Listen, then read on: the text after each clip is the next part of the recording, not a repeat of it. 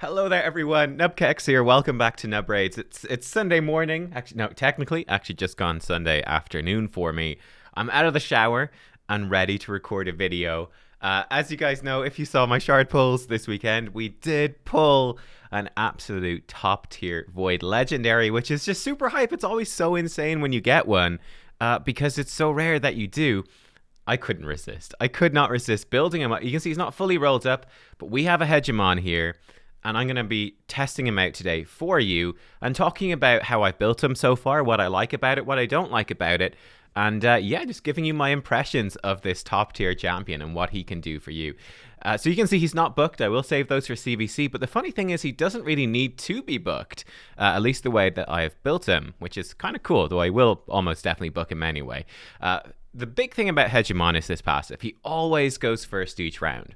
Right, no matter what, he goes first. The only thing that happens if there are multiple Hegemons, the one with the highest speed will go first. So in Hegi versus Hegi, the speed does matter. But this is just so insane because it guarantees you get that first hit. This is definitely, not as good as it was, let's say, a year ago. Because since then we've had Hydra come into the game. So stone skin sets, right? If you are in a stone skin set, it's going to block all debuffs that Hegemon tries to place. He's not going to probably be able to cut through that stone skin shield unless he's got ridiculous nuking gear. So that definitely does get in the way a bit, and I certainly think Mithrala is a really good counter to Hegemon. We might actually see that today. We're going to take on a bunch of arena teams. But this is still really good. Against most teams, this is fantastic. Like against an enemy speed team, being able to go first before their Arbiter can even think about taking a turn and lock them down potentially is just so insane.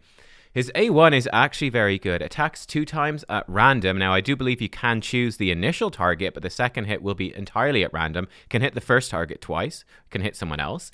Each hit has a 35. That does book to a 55% chance of putting decreased speed for 2 turns, which is probably worth booking up. For sure. But this is actually really nice. And we're going to talk about one of the sneaky tricks you can do at that in combinations with the masteries. Then his A2, Crippling Cold, is an AoE attack, 4-turn cooldown. Places decrease attack for 2 turns, so that's very useful. If the enemy team, their nuker, is not built in immunity or stone skin, that can be really helpful to actually put, half their damage effectively. That is actually quite nice. And then it also has a 50% chance of placing block active skills for 2 turns, which is just absolutely crippling to enemies that get this. If you're able to stop their Warlord doing his things, stop their Arbiter turn meter boosting and setting them up, this will be absolutely amazing. You see, this all this gets from books, by the way, is damage, and that really isn't that important to us, right? That's really not important and can sometimes even be detrimental. Now, we come to his masteries. The way I built him up is like this. So going in for the accuracy, I think that makes him consistent. We're going to be building our Hegemon, right, in a stun set, and he is basically going to come in at the start of the fight. He will do some damage. I built him with some damage, which does have some downsides. I'll talk about that in a second, but he'll come in. He will get to go first. Probably going to open with this, but we can open with the A1, try to get the stun set CC out. And the other really nice thing with his A1 is this mastery right here, Evil Eye. Decrease the target's turn meter when you hit them with the default skill for the first time. 20% turn meter depletion with single target skills. So you can absolutely run your Hegemon like that. Going in, turn 1 of the fight, he gets to go first, and then you do your A1, potentially placing decreased speed and pushing back the turn meter by 20% of, let's say, their Arbiter, whoever is going to be fastest on their team, and you completely disrupt their speed tune and their plan, which is really, really cool. So we're going with that. We are going to grab him Sniper to up the chance of placing that block active skills, to up the chance of the decreased speed. And then we're going to give him counterattack stuff, right? Because his counterattack is going to be so brutal. And remember, with that A1 as well, that's 2 chances to place that stun set as well, which is pretty cool. You could potentially grab him, Fearsome Presence, up the chance of the stun set from 18% to 23%. I think that is obviously very good, but it's quite unreliable. I kind of like the idea of Eagle Eye, the extra accuracy, upping the reliability of the block active skills, upping the reliability of the Evil Eye, upping the reliability of decreased speed. I think that for me is a bit more valuable, but obviously you've got the options. We come to how we've geared him. And you can see I've not fully rolled him up. We did stop a little bit short. I was like, man, I can't spend every single bit of silver I have. We got a personal reward CVC coming on Tuesday. I will be streaming that. Come to the stream. It's going to be here on YouTube. You'll see it when we go live. So basically when CVC goes live. I think maybe about an hour. I think that usually works out better with events and tournaments. So approximately 1 hour into the start of CVC Tuesday, be there or be square. But yeah, we can see we've built Hegemon Perception for that extra accuracy, stun set. He's not fully rolled up in the banner, so we will get more accuracy out, but you can see we're kind of trying to crank this high, so he should be 600 when everything is rolled up and glyphed, actually a bit over 600, which is okay. We could try to get this higher. I'm a bit limited in my stun gear, to be honest. He's going to have about 200 speed again with another glyph there. He does have quite high attack with 3000. He's got lots of HP. The defense is quite low, so you'd like to balance those out a bit more, but it's not too important, to be honest. And he does have 92% crit rate. This is a big question. I was very limited on my stun set gear, so I had to go for crit rate gloves with 2 rolls in accuracy, trying to get his accuracy high. That's a little bit awkward, right? Because when you start to crit, if you hit hard, you can start to do things like you could proc the Resurgent Mastery, right? And get that block active skill stripped off. So that could be kind of bad, but I don't think he's going to hit hard enough. Now, we might need to revisit that when he's booked and stuff. I don't know. I don't think it's that. This is definitely something to maybe come back to. Ditch the crit rate, ditch the attack, build him just tanky, build him faster, more accuracy. Of course, it's hard to get your accuracy super high when you're missing 2 perception sets. That's minus 80 accuracy right there for the sake of the stun set. But we put him in our highest accuracy stuff. So I'll just give you a quick glance at the gear. You can see speed 2 rolls in accuracy, 2 rolls in accuracy right here. 1 roll in accuracy right here, but it rolled fairly well. 2 rolls in accuracy. You can see this is why he's got the crit rate gloves. 32 accuracy is up quite a lot. He's got accuracy chest piece. He has speed boots with 1 roll in accuracy, so that could definitely be improved. The stun gear is limited, like I said. Right now he's a HP ring. He does have a crit damage necklace with 2 rolls in accuracy, and of course an accuracy banner. So that is what he's rocking with. Let's dive in. Let's see some gameplay. Let's do it. What I figure we will do, so I think it's going to be fun. We are coming up to the end of the week. You can't see, but the ranking period ends and I'm in the way. Oh yeah, you're never going to see. If I do this, hang on. We're at the end of the week. Look, boom, there we go. 20 hours left. So what we're going to do, I've cleared out this whole page. We're going to fight this team, which is a really scary looking team. We might win, we might not. And then we'll just see what the next page is and we'll fight all of them. So I've set up a number of different teams with Hegemon, and this is what I've been using in Classic Arena for farming it. You guys might have seen this team before. So I did a team very like this with Goffred. So Goffred is still unbooked. I do need to book him up to make that stun consistent, right? But Goffred's coming in, also high accuracy, very high, 600. He is coming in to lock down the enemy team with a stun, hopefully keeping Baron alive with his block damage if he's going to be killed. Hegemon's going to be going in first. He's going to open with the A2 probably. Baron then will hopefully kill everyone. He's super slow, so that is definitely a weakness here. I think this team would definitely be better if we had something, I don't know, something a bit different. Like if you had, obviously, Warlord and Leorius, this would be much scarier. But hey, it is what it is. We'll take it off auto. We'll fight this first one. His team power is pretty low, this guy, so he's got really good champs, but hopefully his gear is going to be a bit lacking. So our Arbiters are pretty similar on speed, but you can see here we get to cut in. So again, we have that option. We could open with the A1s, or we could open with the A2. Let's open up with the A2 this time. Try land some AoE stuns. You can see their Arbiter. She's actually slightly slower than us, but she does have her skills locked out. So there is that luck to it, right? There is that luck, that randomness. We're going to go in now with the stun from Goffred. He's stunned all of them, actually. Good job, Goffred. We'll speed boost now because we can. We will try to stun the Arbiter. Probably should have tried to stun him, but it doesn't really matter. And then, boom, we'll come in with this, and we can just do whatever we want at this point. Trunda is asleep, or stunned, and Trunda is down. So that's what Hegemon lets us do. We would have gone first there. My Arbiter is faster, but it just makes it consistent. 1 second, let me fix this. We'll be right back. All right, we're back. Internet issues resolved. Fantastic. You can see Hegemon actually did pretty decent damage. Again, of course, there is that danger with it. Ooh, look at this. We've got an enemy Hegemon. Do we take the risk, guys? Do we take the risk? It's pretty scary. He does have a good speed aura. He could be faster than us. Well, let's do it so we can see, right? Let's do it so we can see. Will our Hegemon be faster? He's only 199 speed. So I'm a little bit worried about it. Oh, the enemy Hegemon is faster. He's locked out our Hegemon. That's not ideal. Well, we definitely want to push back Lady Kimmy. Let's try that. We can A1, Lady Kimmy, push her turn meter back. So hopefully we don't get the increased accuracy on them and all of that nonsense. Double hits on Kimmy. You can see we have pushed her back. Let's push her back again. There we go. Pushed her back with Arbiter. Unfortunately, we don't have any any real... Oh, counterattack. This could be good. Boom. It's a good counterattack. This could hurt a heck of a lot. It did hurt a heck of a lot. That block damage. Hopefully going to protect us here. Here we go. The bombs go off, but he's been protected by Goffred. And he does it. Baron claims the day. Goffred passive protecting us. That was hilarious. What a fight. This fight is a bit too easy. Let's check out... let me see. Who's any of the slightly tougher fights? Not too many slightly tougher fights. Now, this is one where it's... this one is very different. We could take a look at this. So this one's going to be kind of nasty, right, with this fight. This is not a speed team, so Hegemon's not helping us beat the speed race here. And we're going to have to deal with these. So I think we will go in with the AoE. We'll just try to land some stuns here. There we go. We actually stunned their cleanse. That's pretty great. We will absolutely take that. So rolling the dice. And that's one of the big things that Hegemon does for you is, oof, that hurts. And he's going to start doing some nonsense. And there's nothing much we can do about it, unfortunately.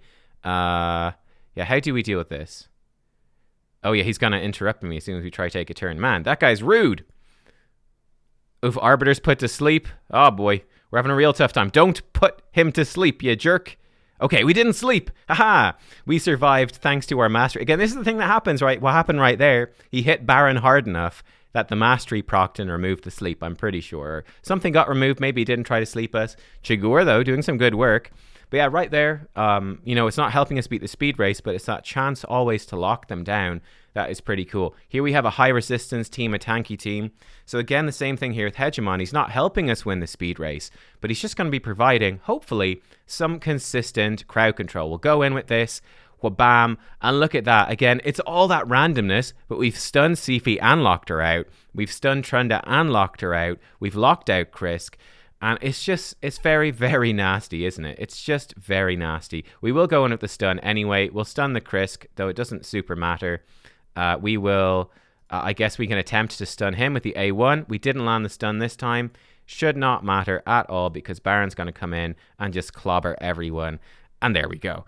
Let me show you a couple of different teams as well. Cool. Let me show you a couple of different teams. So you get the idea of how that one works. Now, the way I've actually been using him in Tag Arena, for Tag Arena, I've been using this team instead, right? So, because I'm usually using my speed team against a team I know I am faster than, right? So this is what I've been using instead. So in this case, we know we're faster. We don't need Hegemon to win the speed race. So Arbiter boosts. Then we have got Romantu to turn off their passive skills and strip their buffs. So Goffred can then 75% of the time stun them and Baron can hopefully kill them. So it's not too bad, not too bad. And what I've been doing instead is building a real cheeky team right here. So check out this team with Hegemon. So we actually do have a really good speed aura with Shazar, but our team is not very fast. But the idea is that Hegemon tries to lock them out. If they still manage to get a turn, they got to get through the Torment passive. Uko strips their buffs, and then Shazar is going to bomb them. So this is the team I have been using. That's the fun thing about Hegemon, is that you can use him in a variety of teams. So we get to go first. Again, we are just going to open up with this A2. There we go. We've stunned the Trunda. We've locked Arbiter out. We've locked out Madame, and it didn't even matter. She got frozen by her passive, which is a really nice thing that Tormund does. Uko's going to come in, land the block buffs, just so they don't do any weird shenanigans.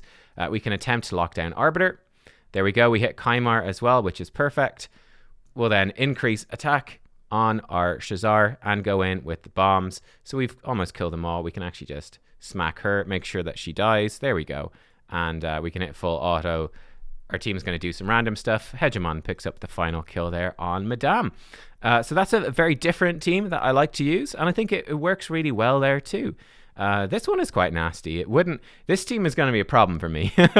We would be entirely relying on Hegemon here to lock them out, right? Because with my bomb team, with this team, if we go in, if we don't manage to lock them out, they're going to get block debuffs up from her, and well, more importantly, the Stone Skin's not going to protect us from Warlords. So that is going to be a big problem against this team. We could try it.